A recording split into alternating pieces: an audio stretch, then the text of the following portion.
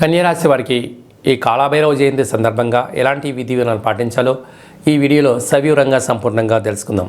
కన్యరాశిలో ఏ నక్షత్రాలు వస్తాయనగా ఉత్తరా నక్షత్రంలోని 2, 3, 4 పాదాలు, హస్త నక్షత్రంలోని 4 పాదాలు, చిత్తా నక్షత్రంలోని 1, 2 పాదం కలిపితే కన్యరాశి.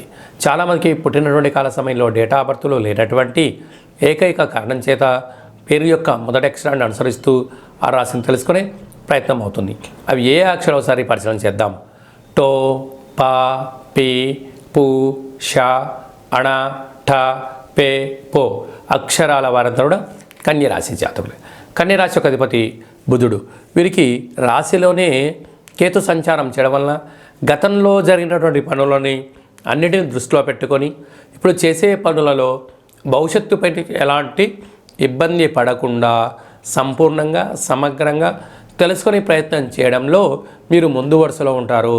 కనుక కారణం ఏమిటయ్యా అంటే గతంలో చేసిన చిన్న చిన్న తప్పులను దానివల్ల మీరు భారీ మూల్యం చెల్లించుకున్నారు. ఎలాంటిగా? ఆరోగ్యంగా, ధనపరమైన, వృత్తిపరమైన, ఉద్యోగపరమైనటువంటి ఎన్నో రకాలుగా ఇబ్బందులు కలిగాయి. ఇప్పుడు మీరు ఆ పని చేయకుండా ఉండాలి అని చెప్పి మీరు ప్రతిజ్ఞ చేసినట్టుగా ఒక పద్ధతిగా ఉండబోతున్నారు.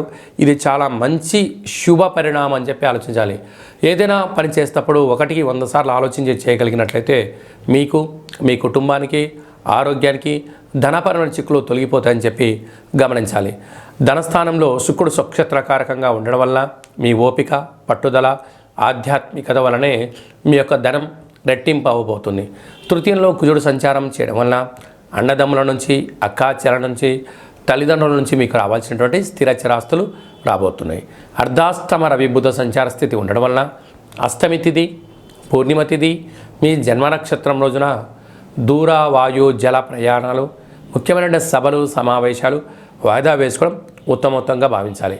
6వ స్థానంలో శనిశ్చర స్వామి సంచారం చేయడం వల్ల నిత్యము ఏదో ఆందోళన, ఏదో తెలియని అభద్రతాభావము, ఏది చేసినా పై అధికారులతో, సహ ఉద్యోగస్తులతో, కింది స్థాయి ఉద్యోగస్తులతో ఏదో తెలియని బాధగా మీ యొక్క మనసులో ఉంటుంది. అది ధర్మబద్ధమైనప్పుడు మీరు ఇంతటి బాధ పడాల్సిన అవసరం లేదు అని చెప్పి గుర్తుపెట్టుకోగలరు. 7వ స్థానంలో రాహు సంచారం చేయడం వలన ప్రేమికులకు మంచి కాలము, వివాహం చేసుకోవాలనుకున్న వారికి యోగదాయకము, నూతన గృహ భవన నిర్మాణ క్రయ విక్రయాల యోగదాయకం. అష్టమంలో గురు సంచార స్థితి ఉండడం వలన ఏదో తెలియని ఆందోళన, వెలితి, ఎప్పుడు మిమ్మల్ని వేరే వాళ్ళు ఎవరో అధికారాన్ని చెలాయిస్తున్నారో అని మీరు అనుకుంటూ ఉంటుంటారు. కానీ అది మీరు బాధ్యతగా భావించండి. అద్భుతమైన జీవనానికి స్వాగతం పలకండి. హోటల్ వ్యాపారాలు, పచ్చళ్ళు, గృహ భవన నిర్మాణ సేవ రంగాలు, వ్యవసాయ సోదరీమణులకు, హోటల్ వ్యాపారాలస్తులకు, సాఫ్ట్వేర్ రంగం వారికి చాలా మంచి కాలము అని చెప్పి గమనించాలి.